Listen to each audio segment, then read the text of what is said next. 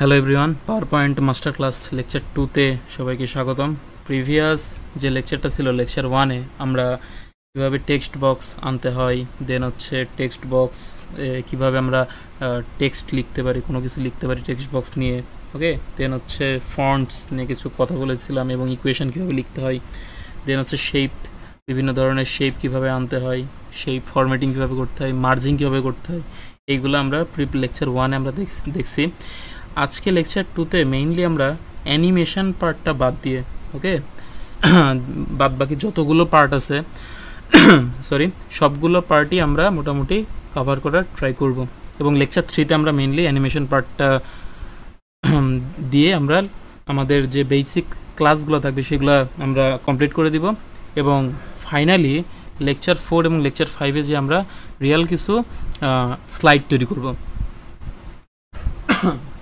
যে কিভাবে আমরা প্রফেশনাল লুক দিয়ে আমরা কিভাবে স্লাইড তৈরি করতে পারি, ওকে, সেইগুলো আমরা ট্রাই করব দুইটা ক্লাসে হচ্ছে বানানোর। দ্যাট মিন্স ডেমো আমরা কিছু স্লাইড তৈরি করব, ওকে, যার মাধ্যমে সবাই যাতে বুঝতে পারে যে কিভাবে আমরা মানে খুব সুন্দরভাবে আমাদের একাডেমিক বিভিন্ন প্রজেক্টের জন্য অথবা আমাদের কোনো সায়েন্টিফিক প্রজেক্টের জন্য আমরা যাতে সুন্দর করে স্লাইড তৈরি করতে পারি, সেরকম কিছু আমরা ডেমো দেখাবো।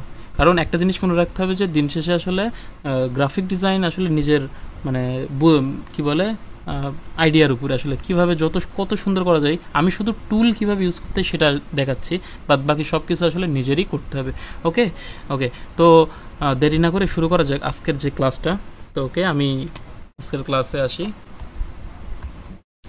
যে প্রথমেই আমরা আজকে দেখব যে কিভাবে পিকচার নিয়ে কাজ করতে হয়, ওকে, পিকচার ফরম্যাটিং এক কথায়। তো আমরা এখানে হেডিং দিছি পিকচার, দ্যাট মিন্স আমরা পিকচার নিয়ে আজকে প্রথমে কিছু একটু ডিসকাস করব। তো পিকচার ফরম্যাটিং নিয়ে কাজ করতে গেলে অবশ্যই আমাদের একটা পিকচার দরকার। তো ওকে, আমি আগে একটা পিকচার নেই। সাপোজ আমি এখন পিকচার কীভাবে ইনসার্ট করতে হয়, ওকে, আমি এটা আগে দেখাই। প্রথমে হোম ট্যাবের আন্ডারে আমরা ছিলাম, এবার আমরা যাব ইনসার্ট ট্যাবের আন্ডারে। এখানে দেখবো যে দুইটা পার্ট আছে, একটা হচ্ছে অনলাইন পিকচার, আমরা চাইলে অনলাইন থেকে পিকচার নিতে পারি। আপাতত আমি অনলাইন থেকে পিকচার নিচ্ছি না। অথবা এখানে আছে শুধু পিকচার, দ্যাট মিন্স আমাদের যে ডেস্কটপের যেই পার্ট মানে ডেস্কটপে যেই সব পিকচার আছে অথবা ল্যাপটপে যে পিকচার আছে সেইখান থেকে আমরা ডিরেক্টলি এখানে ইনপুট করতে পারি। কীভাবে? পিকচারে ক্লিক করলাম, এইখানে এই যে একটা পিকচার আছে, তো আমি সেটা ক্লিক করে এখানে ইনসার্টে ক্লিক করলাম, তো আমার পিকচার চলে আসছে। এখন আমি কি করব, এটাকে একটু ফরম্যাটিং করব। দ্যাট মিন্স ফরম্যাটিং মানে কেমন, যে আমি চাচ্ছি যে আমার পিকচারের এই যে পিছনের যে ব্যাকগ্রাউন্ড এটা না থাক। কারণ আমরা জানি যে পিকচারের ব্যাকগ্রাউন্ড থাকলে আসলে অনেক সময় আমাদের কি হয় যে আমি এমন একটা হয়তো স্লাইড তৈরি করতেছি যেই স্লাইডে হয়তো পিকচারের ব্যাকগ্রাউন্ডটা থাকলে আসলে স্লাইড দেখতে খুব খারাপ দেখা যাবে। যেরকম এইটাই এখানে আসলে আমি চাচ্ছি যে পিকচারের ব্যাকগ্রাউন্ডটা যাতে না থাকে, যাতে আমি অন্যান্য কাজে আমার এই ছবিটা ইউজ করতে পারি। অন্যান্য বিভিন্ন সাপোজ সুন্দর সুন্দর স্লাইড ডিজাইন করতে গেলে যাতে এই ব্যাকগ্রাউন্ডটা না থাক, আমি এটা চাচ্ছি। ব্যাকগ্রাউন্ডটা সাদা থাক, আমি এটা চাচ্ছি। সাপোজ আমি কীভাবে ব্যাকগ্রাউন্ডটা রিমুভাল করতে পারি, তো প্রথম কাজ হচ্ছে আমরা এই ছবিটার ব্যাকগ্রাউন্ড রিমুভাল করি। কীভাবে করব দেখি, খেয়াল করি ভালো করে। তো প্রথমে এটা আমরা ক্লিক করব অথবা এক কথায় সিলেক্ট করব, ওকে। এরপরে আমরা যাব রিমুভ ব্যাকগ্রাউন্ডে। রিমুভ ব্যাকগ্রাউন্ড আমরা ক্লিক করলাম, অটোমেটিক এটা সিলেক্ট করবে। এখন আমরা চাচ্ছি যে টোটাল পিকচারের ব্যাকগ্রাউন্ডটা চলে যায়, তো আমি এইখান থেকে ড্র্যাগ করে এইখানে নিয়ে গেলাম এবং এইটারও সেম এইখানে নিয়ে আসলাম। দ্যাট মিন্স পুরো পিকচারটার যাতে ব্যাকগ্রাউন্ড আমরা যাতে করতে পারি, মানে রিমুভ করে দিতে পারি। এখন আমি একটা জিনিস খেয়াল করতে হবে এখানে খুব সাবধানে, সেটা হলো যে এই পার্টটুকের কিন্তু আসলে এটা সিলেক্ট হয় নাই এখনও পর্যন্ত, তাই না? এই পার্ট এখনও কিন্তু সিলেক্ট হয় নাই। তো আমরা একটু আরেকটা কাজ করতে পারি যে ওকে, এটা একটু কমা বাড়া করে দেখি যে এই পার্টটা সিলেক্ট হয় কি না। আচ্ছা, আর একটু এটা মানে সংকুচিত করে দিই, দেখি। আচ্ছা, মোটামুটি মানে এই যে টুলটা আছে, এই যে মানে ক্রপের মতো যেটা, এইটা একটু ছোট বড় করে দিয়ে দেখতে হবে যে আসলে তাহলে আমরা দেখবো যে এই যে যেইটা হচ্ছে একটু পিঙ্ক কালার হচ্ছে, দ্যাট মিন্স এই পার্টটুকু আমি যদি এইখানে যে কিপ চেঞ্জেস রেখে দিই, এখানে কিপ চেঞ্জ আছে না, এটাতে যদি ক্লিক করি তাহলে এই যে পিঙ্ক কালারের যে পার্টটুকু আছে এটা চলে যাবে, আর বাদ বাকি পার্ট যেটা পিঙ্ক কালার হয় না সেটা থেকে যাবে। তো আমি দেখতেছি আমার পিকচারের প্রায় অধিকাংশ জায়গায় পিঙ্ক, কিন্তু এই যে আমার এই যে ঘড়ির এইখানে ও আবার এই যে এইখানে এই পার্টটাতে কার্সরের দিক খেয়াল করি এই পার্টটা, দেন হচ্ছে এইখানের কিছু পার্ট আমার এখনও কিন্তু সিলেক্ট হয় নাই। তো আমাকে কী করতে হবে, এটা ম্যানুয়ালি একটু সিলেক্ট করে নিতে হবে। তো আমি চাচ্ছি কি এই পার্টটুকু যাতে এই পার্টটুকু যাতে না থাক। তো তার জন্য আমাকে কী করতে হবে, ডিলিট করতে হবে না এই পার্ট। এই জন্য এই যে কি বলে এখানে আমাকে কি করতে হবে, মার্ক এরিয়াস টু রিমুভ, এইটা আমি সিলেক্ট করি। ঠিক আছে, যে আমার এই পার্টটুকু দরকার নেই। তো আমি একটু জুম ইন করি, জুম ইন করে এই যে এই পার্টটুকু আমার কিন্তু দরকার নাই। তো আমি এখান থেকে এই পেন টুলটা নিয়ে পেনের মতো যেটা এইভাবে সিলেক্ট করলাম, এই যে চলে গেল। সেম উপায়ে এইখানে আরেকটু যদি আমি জুম করি,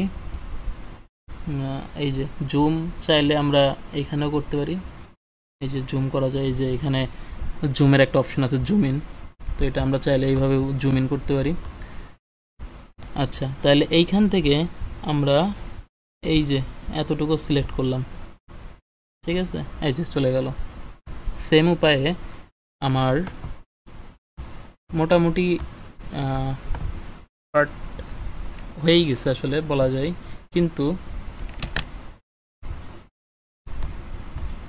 আচ্ছা মানে আসলে এর আগে আসলে ওটা চলে গেছিলো, আসলে আমি যখন মানে সিলেক্ট করছিলাম আর কি, তখন আসলে ওই সেকেন্ড স্লাইডে চলে যাওয়ার কারণে আসলে একটু রিমুভ হয়েছিল। তো সমস্যা নাই, আমি আবার করতেছি।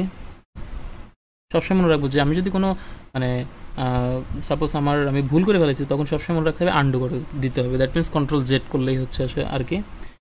এরপরে এই পার্টটুকু আমার দরকার নাই, তো আমি এটাও বাদ দিয়ে দিই।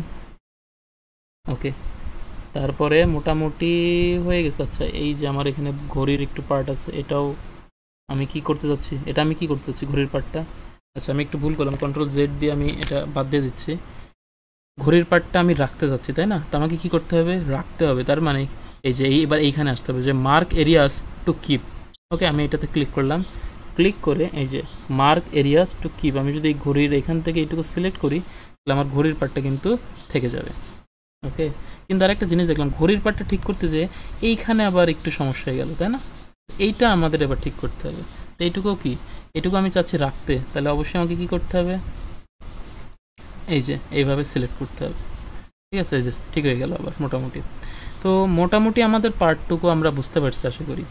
আর আরেকটু উপরে দেখি যে এই যে এইখানে আবার সেম, এইখানে কিন্তু একটু সমস্যা আছে। সেটা কি, এই যে আমার যেই এই ছবিটাতে যেই জামাটা আছে, জামার এইটুকু কিন্তু মানে সিলেক্ট হয়ে আছে। তো আমি চাচ্ছি যে এইটুকু যাতে থাক, এই সামান্য পার্টটুকু দেখতে ভালো দেখা যাবে, তাহলে এই পার্টটুকু থাক। তারপরে এইখানের এই পার্টটুকুও থাক, দেন হচ্ছে এইটুকুও। ওকে, এই দিকেও সেম, এই যে এইখানে মানে এইটুকু আসলে অটো সিলেক্ট হয়ে যায় আর কি অনেক সময়। তা এটা হচ্ছে কিছু করার থাকে না, এই জন্য এটা ম্যানুয়ালি নিজেকে একটু করে নিতে হয় আর কি। ঠিক আছে, তো মোটামুটি আপাতত এরকমই থাক। আরও মানে যত আমরা আসলে ঠিকভাবে আসলে একটু টাইম নিয়ে যদি করি, তাহলে এটা আসলে অনেক সুন্দর দেখা যাবে, আসলে ফরম্যাটিংটা অনেক সুন্দর হবে আর কি। আচ্ছা, তাহলে এই যে এবার আমি যদি কিপ চেঞ্জে ক্লিক করি, তাহলে এই যে মোটামুটি ঠিক আছে। আচ্ছা, এইখানে এই যে এই পার্টটুকু সিলেক্ট হয়েছিল, আমি আসলে খেয়াল করি নাই, এইটুকু আমার দরকার নেই। সাপোজ আমি এইটুকু চাচ্ছি না, ঠিক আছে, আমার এইটুকু দরকার নেই। আমি কি করতে পারি, আমি ক্রপ করে দিতে পারি। সাপোজ আমার এই পার্টটুকু দরকার, এইখান থেকে এতটুকু পার্ট, ঠিক আছে, আমি ক্রপ করে নিই। এই যে ফরম্যাটে যাইতে হবে তার জন্য, তারপরে এই যে ক্রপ অপশান আছে না, ক্রপে আমি ক্লিক করব।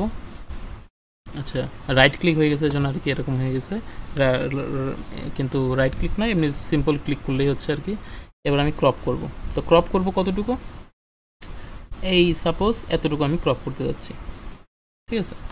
আর উপর থেকেও সেম এতটুকু ক্রপ করে দিই, ঠিক আছে, তাহলে সুন্দর দেখা যাবে। এই যে ক্রপ পার্টটুকু হয়ে গেল, এই যে হয়ে গেছে ক্রপ। এবার আমি যদি এটা এখানে রেখে দিই এবং এটাকে যদি একটু বড় করে দিই, তাহলে কিন্তু দেখতে অনেক সুন্দর দেখা যাবে। ঠিক আছে, আমি ব্যাপারটা বুঝাইতে পারছি আশা করি। ঠিক আছে, এবং আমি চাইলে এখানেই একটু ডিজাইন করে ফেলাইতে পারি। সাপোজ এই ক্লাসের কি বলা যায় যে থাম্বনেইল, সাপোজ আমি যদি থাম্বনেইল এখান থেকেও আসলে তৈরি করে ফেলাইতে পারি। এইখানেই যে কন্ট্রোল ভি প্রেস করে এইটুকু সাপোজ এটাকে একটু এখানে নিয়ে আসলাম, আর এই যে মোটামুটি আমার কিন্তু আমি এইটাও কিন্তু করে দিতে পারি, কি বলে আমার থাম্বনেল। সাপোজ এটাও কিন্তু খারাপ না থাম্বনেল। আমি যদি পিকচারে এইটুকু রিমুভ করে দিই এবং আরেকটু যদি সাপোজ কি বলা যায় যে আরেকটু এডিট করি হালকা, তাহলে আসলে কিন্তু এটা মোটামুটি আমার থাম্বনেল হয়ে যায়। মানে আমি বুঝাইতে পারতেছি কি না যে আসলে গ্রাফিক ডিজাইনটা আসলে এই পাওয়ার পয়েন্ট দিয়েও মানে খুব সুন্দর করে করা যায়। আমি কিন্তু আমার যত থাম্বনেল আছে সব কিন্তু পাওয়ার পয়েন্টেই করি, কারণ পাওয়ার পয়েন্ট এমন একটা টুল, এটার মাধ্যমে সব কিছু করা যায়। ঠিক আছে, মানে গ্রাফিক ডিজাইনের অনেক পার্ট করা যায় আসলে, সত্যি কথা বলতে গেলে।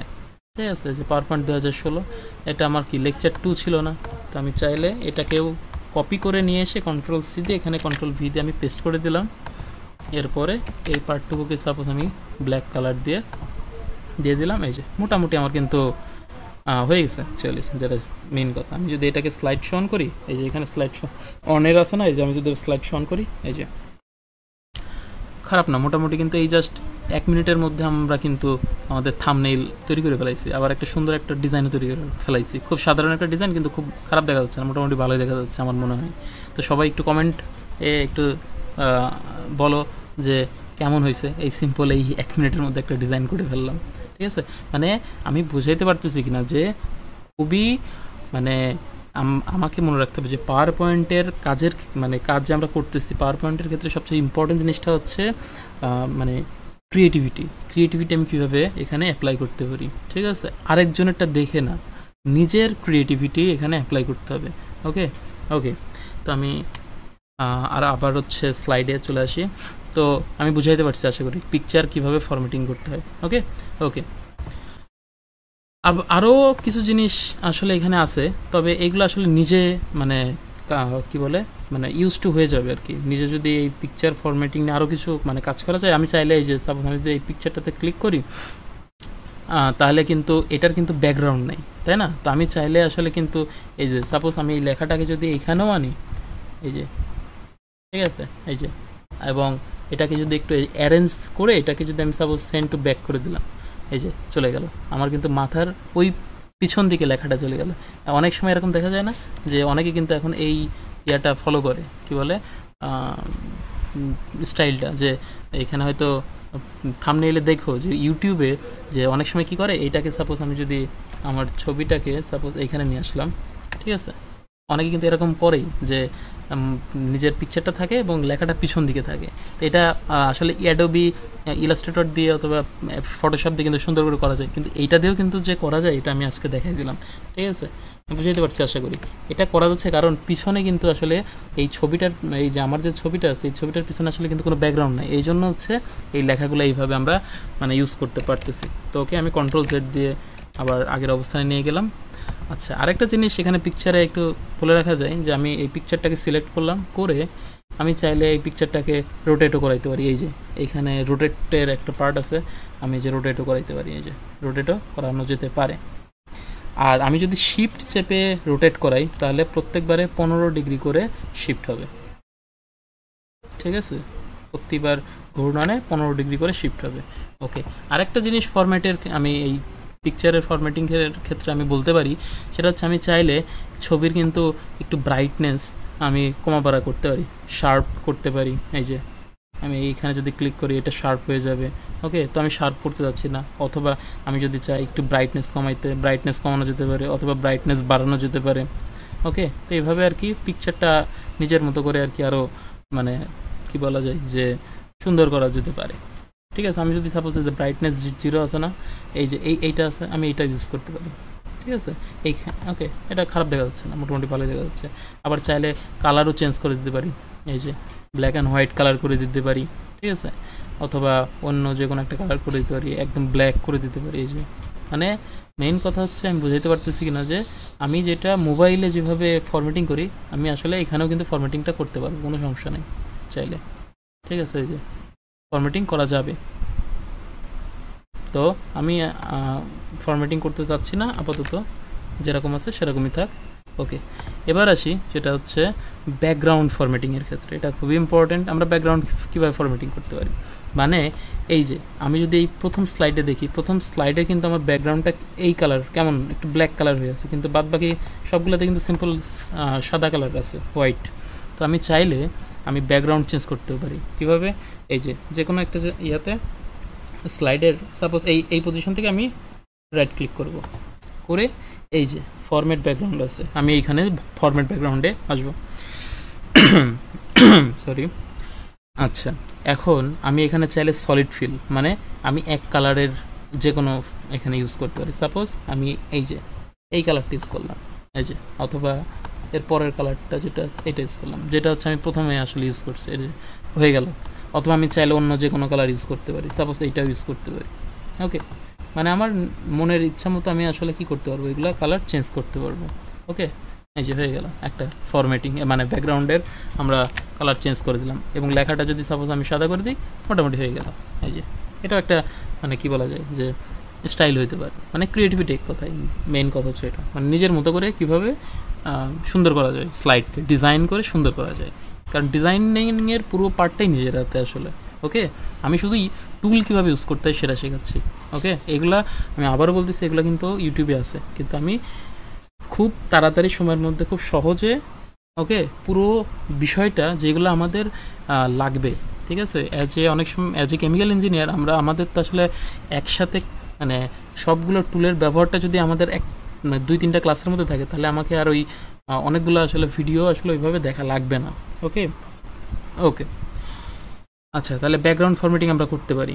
ওকে, আরেকটা জিনিস সেটা হচ্ছে এই যে এটা কি, এটা কিন্তু 16:9 হিসাবে আছে। এই যে মানে এর যে উইথ যেটা আছে সেটা কত, 16 উইথ তো না, লেন্থ আর কি, আর যেটা উইথ আছে সেটা হচ্ছে 9। আমরা চাইলে এই যে ডিজাইন ট্যাব আছে না, ডিজাইন ট্যাবের আন্ডারে যে এখানে যে স্লাইড সাইজ আছে না, আমরা কিন্তু সাইজে যে স্ট্যান্ডার্ডও করে দিতে পারি। স্ট্যান্ডার্ড মানে 4:3, এবং এরপরে ক্লিক করে আমি যদি এটা এনশিওর ফিট করে দিই, এই যে হয়ে গেল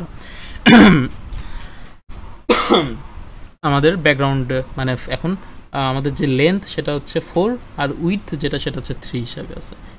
এটা হচ্ছে পুরনো স্টাইল, কিন্তু আমাদের মানে এটা চাইতে ওয়াইড স্ক্রিন যেটা 16:9 এটাই বেটার। ওকে, আমরা চাইলে এভাবে ইউজ করতে পারি, এই জন্য এটা দেখালাম আর কি। আচ্ছা, তাহলে আমাদের পিকচার ফরম্যাটিং আমরা শেষ করলাম। এরপরে আমরা টেবিলে একটু আসি। টেবিলে আমরা কীভাবে কাজ করতে পারি। তো টেবিলের জন্য অনেক সময় কি হয় যে আমাদের টেবিলের দরকার পড়ে না, যে ডাটা রিপ্রেজেন্ট করার জন্য না। ওকে, তো আমরা টেবিল কীভাবে আনতে পারি? তো তার জন্য সেম আবার ইনসার্টে যাব। ইনসার্টে যে আমাদের এই যে টেবিল অপশান আছে, কোথায় একটু দেখতে হবে। টেবিলটা আছে হচ্ছে যে এই যে টেবিল। আচ্ছা, চলে আসছে এই যে অ্যাড এ টেবিল। আচ্ছা, তো টেবিলে ক্লিক করলাম। আমরা চাইলে এখান থেকেই আমাদের টেবিল, এই যে মনের মতো টেবিল ইউজ মানে বানিয়ে নিতে পারি। আমি পুরোটা যদি সিলেক্ট করি যে এরকম হবে, তার মানে আমি সাপোজ 2x2 অথবা 3x3, মানে 3টা রো 3টা থাকবে, এটা এভাবে ইউজ করতে পারি। আমি যদি ক্লিক করি, এই যে চলে আসলো, আমাদের হয়ে গেল 3টা রো। এই যে একটা রো, 2টা রো, 3টা রো, আর 3টা কলাম, 1 2 3টা কলাম। ওকে, অথবা আমরা চাইলে এইভাবে না সিলেক্ট করে আমরা চাই এখানে যে ইনসার্ট টেবিল আছে না, এখানে ক্লিক করে আমি কলাম নাম্বার দিয়ে দিতে পারি। সাপোজ আমার কলাম হবে 6টা, আর আমার রো হবে সাপোজ 4টা। এরপরে আমি যদি এন্টার করে দিই, এই যে হয়ে গেল, চলে আসছে। এরপরে আমরা চাইলে এইগুলার ডিজাইন আবার চেঞ্জ করতে পারি। এই যে এখান থেকে আমরা ডিজাইন চেঞ্জ করে দিতে পারি। এই যে সিম্পল ডিজাইন, এই যে এরকম আছে, অথবা এই যে এরকম ডিজাইন রাখতে পারি, কোনো স্টাইল না, একদম সিম্পল, অথবা এরকম স্টাইল ইউজ করতে পারি। মানে এটা নিজের মনের মতো ইচ্ছা করে স্টাইল হিসাবে করা যায় আর কি, নিজের মনের মতো করে স্টাইল করে নেওয়া যাবে আর কি। তো আমি সিম্পল হিসাবে রাখার জন্য আমি সাপোজ এইটাই রাখি, মানে কোনো স্টাইল না দিই। এরপরে আমরা সাপোজ এখানে এ, ঠিক আছে, বি, সি, ডি, ই, এফ এইভাবে মানে জাস্ট বসাই দিতে পারি। আর এখানে 1 2 3 এইভাবে ফিল আপ করে দিলাম জাস্ট। এরপরে চাইলে আমরা ভিতরেও তো ফিল আপ করতে পারি, কোনো সমস্যা নেই। আবার এই যে এই পার্টটুকু আছে না, আমরা চাইলে এইখানেও কিন্তু কি বলে মানে কালার করে দিতে পারি। কীভাবে? যে আমাদের অনেক সময় কি হয় যে এই যে আমি যদি এই যে সাপোজ আমি যেটা বোঝাইতে যাচ্ছি এই যে এরকম ইউজ করতে পারি অনেক সময় এই রকম কালারও মানে ভালোই দেখা যায় এই স্টাইলগুলো। ওকে, মানে মেইন বিষয়টা হচ্ছে যে আমাদের ডিজাইনিংয়ের পার্টটা তো নিজের মতো করে আমি দেখাবো ওই 4 নম্বর এবং 5 নম্বর যেই মানে ক্লাস থাকবে, লেকচারটা থাকবে, ওইখানে দেখাবো যে কীভাবে আমরা একটু প্রফেশনাল ওয়েতে মানে স্লাইড ডিজাইন করতে পারি। এখন তো আমরা মেইনলি টুলগুলার ইউজ দেখাচ্ছি। ওকে, তো এখন আসলে অত ডিজাইনিংয়ের মধ্যে না যাই, ঠিক আছে? ওকে, তো আমরা এইভাবে কি করতে পারি, আমাদের টেবিল ইউজ করতে পারবো। ওকে, চাইলে সরানো যেতে পারে এইভাবে। আর একটা জিনিস সেটা হচ্ছে যদি আমাদের কোনো কিছু সরাইতে হয়, যে কোনো কিছু, আমাদের আগে সিলেক্ট করতে হবে। কিন্তু এই যে সিলেক্ট করে যখন এই যে এরকম 4টা আসবে, 4টা মানে অ্যারো আছে এরকম অবস্থায়, তারপরে কিন্তু এই যে এরকম সিলেক্ট করে ঘুরাইতে পারবো। এই যে অ্যারো এই যে এই অবস্থায় থাকলে কিন্তু আমরা ঘুরাইতে পারবো না, এইখানে অ্যারোটাকে এইখানে আনতে হবে। এরপরে এই যে 4টা যখন আসবে তারপরে আমরা কিন্তু এইভাবে মানে সরাইতে পারবো। ওকে ওকে, এরপরে যেটা আসে সেটা হচ্ছে ট্রানজিশন। দ্যাট মিনস একটা স্লাইড থেকে আরেকটা স্লাইডে যে আমরা আসতেছি, এটার এখানে আমি চাচ্ছি যে আরেকটা স্লাইডে, এক স্লাইড থেকে যখন আরেক স্লাইডে যাব তখন যাতে একটু ট্রানজিশন হয়, একটু আমরা ডিজাইন মানে একটু অ্যানিমেশন টাইপের মতো হোক। ওকে, তো আমরা কীভাবে সেটা করতে পারি, সেটার জন্য আমরা কি করতে পারি, এই যে এটাকে ক্লিক করলাম, যে কোনো একটা স্লাইডে সাপোজ আমি অ্যানিমেশন অ্যাড করতে যাচ্ছি, তো ট্রানজিশন অ্যাড করতে যাচ্ছি, তো এই যে ট্রানজিশন ট্যাবে যেতে হবে। ট্রানজিশন ট্যাবে যে আমি যে কোনো একটা কিছু সিলেক্ট করলাম, সাপোজ ওয়াইপ যেটা আছে, অথবা র্যান্ডম বার্ডস এটাই ইউজ করলাম। ওকে, অথবা শেপ এটা ইউজ করতে পারি, কোনো সমস্যা নাই। এরপরে অথবা আরেকটু যদি একটু এক্সাইটিং আমরা ইউজ করতে পারি, সেটা হচ্ছে সাপোজ যেটা হচ্ছে একদম প্রথম এই যে এটা, ঠিক আছে? এই যে এখন যদি আমি অ্যানিমেশনটা অন করি কীভাবে, মানে এই ট্রানজিশনটা অন করি কীভাবে, এই যে এর আগের যে স্লাইডটা ছিল ওইটা আগে সিলেক্ট করলাম, এরপরে স্লাইড শোটা যদি আমি অন করি, এই যে এখানে স্লাইড শো আছে এটা অন করি, এরপরে আমি যদি আগাই, এই যে হয়ে গেল, এটা একটা ট্রানজিশন, মানে বুঝাইতে পারছি এক্সাইটিং ট্রানজিশন। আবার আমি যখন একদম প্রথমে এই যে একদম প্রথমে এই যে যেই আমার যে স্লাইডটা ছিল, এখানেও কিন্তু আমি এই যে এই ডিজাইনটা আমার আসলে কিন্তু অ্যাড করা ছিল। এই যে আমি যদি স্লাইড শোটা অন করি, এই যে প্রথমে এটা ছিল না, এটাও কিন্তু পাওয়ার পয়েন্টে করা। অনেকে মনে করতে পারে এটা হয়তো আমি ভিডিও এডিটিং করছি, না, আমি এটা পাওয়ার পয়েন্টে করছি।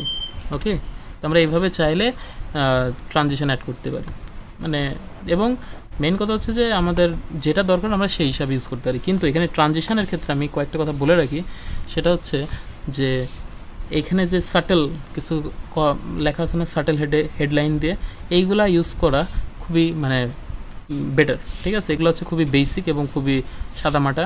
তার মধ্যে যে ওয়াইপ, স্প্লিট, ওকে, র্যান্ডম বার্ডস এগুলা, অথবা শেপ, এগুলো মোটামুটি ইউজ করা যায়। ফেড, ওকে, বাট এই যে ফ্ল্যাশ, ঠিক আছে, মানে যেগুলো চোখে লাগে সেগুলো আমরা ইউজ করবো না। ট্রানজিশনের ক্ষেত্রে যেগুলো খুবই সিম্পল সেগুলো ইউজ করার ট্রাই করবো, ওটা প্রফেশনাল হবে। ওকে, বাট আমি যদি এক্সাইটিং অনেক মানে যেগুলো চোখে লাগে সেগুলো ইউজ করি তাহলে কিন্তু প্রবলেম। ওকে, তারপরে হচ্ছে আমি যদি এই যে crush, okay, then ripple, blind, checkerboard, honeycomb, glitter, vortex এগুলো ইউজ করি, এগুলো আসলে ভালো দেখা যায় না, খুবই খারাপ দেখা যায়। ওকে, এগুলা অন্যান্য ডিজাইনের মানে খুবই এক্সাইটিং ডিজাইনের ক্ষেত্রে ওইগুলো ঠিক আছে, বাট প্রফেশনাল অথবা একাডেমিক পারপাসে আমাদের এইগুলা যত কম ব্যবহার করা যায় ততই বেটার, ঠিক আছে? ওকে, জাস্ট হয়তো যে আমি যদি সাপোজ মানে আমার ফার্স্ট যে স্লাইডটা আছে ওইটাকে আমি সাপোজ ট্রানজিশন দিতে যাচ্ছি, তখন আমি এই যে সাপোজ কার্টেন্স, ওকে, এগুলা দিতে পারি, ঠিক আছে? বাট কার্টেন্স সব জায়গায় আমরা দিতে পারবো না, খুবই খারাপ দেখা যাবে, ওটা আনপ্রফেশনাল লাগবে। ওকে ওকে, এরপরে যেটা আছে সেটা হচ্ছে পেন টুল। আমি লিখে রাখছি পেন টুলটা কি, যে আমি যদি এই যে আমাদের রিভিউ আছে না, আমি যদি রিভিউ এই ট্যাবে আসি, এখানে এই যে স্টার্ট ইঙ্কিং নামে একটা পার্ট আছে, ওকে, ইঙ্ক অ্যানোটেশন যেটাকে বলে, আমি যদি এখানে ক্লিক করি আমি চাইলে এখানে লিখতে পারি। আমার যদি একটা গ্রাফিক্স ট্যাবলেট থাকে আমি এখানে চাইলে লিখতে পারি। ওকে, এটাকে সাপোজ এই কালারটা সিলেক্ট করলাম, সিলেক্ট করে আমি এখানে চাইলে লিখতে পারি। আমার কাছে এখন যেহেতু গ্রাফিক ট্যাবলেট নাই, তো আমি আসলে ওইভাবে বুঝাইতে মানে আমি লিখতে পারতেছি না। ওকে, আমি জাস্ট দেখানোর জন্য আমি এখানে লিখতেছি আমার মানে ইয়ার থেকেই মাউসের মাধ্যমে, এই যে এ, ঠিক আছে, বি, এই যে মানে বুঝাইতে পারছি কিনা, মানে লেখা যায় এইভাবে, ঠিক আছে? আবার চাইলে আমি এই লেখাটা ইরেজও করতে পারি, ঠিক আছে? এই যে এই যে আমি ইরেজ করে দিতে পারি, এই যে ইরেজ করে দিচ্ছি, ঠিক আছে, ইরেজ করে দিতে পারি। অথবা আমি চাইলে হাইলাইটও করতে পারি, ঠিক আছে, হাইলাইটার দিয়ে আমি হাইলাইটও করতে পারি, এই যে হাইলাইটও করে দিতে পারি, ঠিক আছে, মানে নিজের মতো করে মানে ইউজ করতে পারি। আবার এই যে ল্যাসো টুল আছে না, ল্যাসো টুল আমি যদি সিলেক্ট করি, এটা খুবই একটা ভালো একটা টুল। আমি যদি সাপোজ এই যে ক্লিক করে আমি যদি এইভাবে করে দিই, এইভাবে ঘুরাই দিই, তাহলে কী হবে, ল্যাসো টুল সিলেক্ট করলো, আমি যদি আবার ডিলেট অপশানে ক্লিক করি, এই যে পুরোটা ডিলেট হয়ে গেল। মানে ল্যাসো টুলটা মেইনলি সিলেক্ট করে ওই পার্টটুকু ডিলেট করার ক্ষেত্রে আর কি ইউজ করা হয়। আবার এখানে যে ইঙ্ক আছে না, এই যে পুরো প্যালেট, ফেভারিট পেন, আমি পেনের কালার চেঞ্জ করতে পারি, পেন কত মোটা হবে না, পেনের যে কালার লেখাটা মোটা হবে না চিকন হবে, আমি সেটাও মানে এখানে ডিফাইন করে দিতে পারি। বিল্ট ইন অনেক পেন আছে এখানে, তো নিজের মনের মতো ইচ্ছা এইভাবে আমরা ইউজ করতে পারবো, সমস্যা নাই। থিকনেস এখানে যে ক্লিক চেঞ্জ করা যায়, ঠিক আছে, মানে বুঝাইতে পারছি কি না, যে এইভাবেই আমরা এখানে ইউজ করতে পারবো, সমস্যা নাই। আবার আমি চাইলে এই যে এইটাকে আমি এই যে এখানে সিলেক্ট হয়েছে না, এই পার্টটাকে কিন্তু আমি শেপে কনভার্টও করে দিতে পারি। আমি যদি এখানে কনভার্ট শেপে ক্লিক করি, এটা কিন্তু এখন একটা শেপ হয়ে গেছে। আমি যদি খেয়াল করি, এটা কিন্তু আমার এখন একটা শেপ হয়ে গেছে, ঠিক আছে, এটা কিন্তু একটা শেপ, ঠিক আছে, একটা শেপ হয়ে গেছে। ওকে, ঠিক আছে, তো আমি এই পার্টটুকুকে আমি সাপোজ ডিলিট করে দিই, লাগতেছে না, তো আমি বুঝাইতে পারছি কিনা পেন টুলের ব্যবহারটা। এরপরে আসি, সেটা হচ্ছে লাস্ট পার্ট আজকের ক্লাসের, সেটা হচ্ছে স্লাইড শো অ্যান্ড অ্যানোটেশন হিসাবে লিখছি। এটা কি, আমি যদি এই যে স্লাইড শোটা অন করি, এই যে এইখানে এই যে স্লাইড শো আছে, এইটা আমি যদি অন করি, এখন আমি সাপোজ এই যে লেকচার তৈরি করি, ওকে, তো আমি সাপোজ লিখতে চাচ্ছি, কিছু কিছু বোঝানোর জন্য আমি কিছু লিখতে চাচ্ছি, আমি চাইলে ওই যে পেন টুল ওইভাবে ইউজ করতে পারি, অথবা আমি স্লাইড শো অন করে এখানেও কিন্তু আসলে লিখতে পারি। কীভাবে, এই যে এবার আমি স্লাইড শো অন করছি, এবার বাম দিকে আসি, কর্নারের বাম দিকে, মানে আমার যেই ডিসপ্লেটা আছে এটার বাম দিকে খেয়াল করি, এইখানে এই যে অপশানটা আছে আমার, এই যে এখানে লেজার পয়েন্টার আছে, আমি চাইলে যে লেজার পয়েন্টার এই যে হিসাবে দেখাইতে পারি, ঠিক আছে, যেটা হচ্ছে আমার লেজার পয়েন্টার, আমি বুঝাইতে পারি যে ওকে এটা যে স্লাইড শো লেখা, যে অ্যানোটেশন, এইভাবে আমরা ইউজ করতে পারি লেজার পয়েন্টার। তারপরে আমরা চাইলে পেন ইউজ করতে পারি, আমরা কিছু লিখতে পারি এই জায়গাতে চাইলে, ওকে, সাপোজ লিখতেছি, লিখলাম সাপোজ, এই যে লিখতে পারি এইভাবে। আবার চাইলে এটাকে ডিলেটও করে মানে ইরেজ করে দিতে পারি, এই যে ইরেজ করে দিতে পারি, ঠিক আছে। আবার আমরা হাইলাইটার ইউজ করতে পারি, এই যে আমি suppose slide show and annotation, এই লেখাটাকে আমি সাপোজ হাইলাইট করতে যাচ্ছি, এই যে এইভাবে হাইলাইটও করে দিতে পারি, এই যে আমি বুঝাইতে পারছি আশা করি, ঠিক আছে, ওকে। এরপরে আমি পুরো মানে ইরেজ অল ইঙ্ক যেই অন স্লাইড লেখা আছে না, এটা যদি আমি ক্লিক করি সব কিছু চলে যাবে, ঠিক আছে, ওকে। তো আমি আপাতত এইভাবে ইউজ করলাম। তো আমি স্লাইড শোটা অফ করি। তো আমি আশা করি বুঝাইতে পারছি যে কিভাবে আমরা অ্যানিমেশনের পার্টটুকু বাদ দিয়ে বাদ বাকি যেই পার্টটুকু আছে সবগুলো মোটামুটি বুঝাই দিতে পারছি লেকচার 1 এবং লেকচার 2 মিলাই। এখন সবার কাজ হবে আমি লেকচার 1 এবং লেকচার 2তে যেই মানে স্লাইড শো মানে যেভাবে বুঝাইছি, যেই টপিকসগুলো বুঝাইছি, এগুলো আবার নিজের মতো করে মানে নিজে নিজে ট্রাই করা, ওকে। তাহলে কী হবে, তাহলে এই মানে আমাদের যেই অ্যানিমেশন পার্টটা বাদ দিয়ে বাদ বাকি যত কিছু আছে, যাতে সব কিছু মোটামুটি নিজের আয়ত্তের মধ্যে চলে আসে, ওকে, তাহলে সব খুবই ভালো হবে, ওকে। আরেকটা জিনিস, ওই এখন একজন কেউ বলতে পারে যে ওকে আপনি যে এই যে আমার যখন এই যে ছবির এইখানে ইউজ করতেছিলাম তখন এই যে লেখাটা এই যে এই ছবির পিছনে দিয়ে দিয়েছিলাম, কীভাবে দিয়েছিলাম, এটা খুবই সোজা। আমি এখানে একটু ছোট্ট করে দেখাই, এটা আমি মানে অ্যানিমেশনের ক্লাসে আরেকটু দেখাবো, সমস্যা নেই। সেটা হচ্ছে কি যে এই যে এটা তো লেখা কোথায় আছে, আমার মাথার উপরে আছে, তাই না। আমি চাইলে এই লেখাটাকে আমার মাথার পিছনে কীভাবে দিই, এই যে অ্যারেঞ্জ আছে না, এই যে অ্যারেঞ্জে আমি যদি ক্লিক করি, এরপরে যদি আমি সেন্ড টু ব্যাক ক্লিক করি, এই যে সেন্ড টু ব্যাক হয়ে গেল। আবার আমি চাইলে এটাকে সামনে আনতে পারি, এই যে এরকম করে, ওকে। তো এটা আমি অ্যানিমেশনের যে ক্লাসটা থাকবে সেইখানে আরও ডিটেলস ভালো করে এটা দেখানোর ট্রাই করাবো। তো ওকে, তো আজকের মোটামুটি লেকচার আমি এখানেই শেষ করতেছি।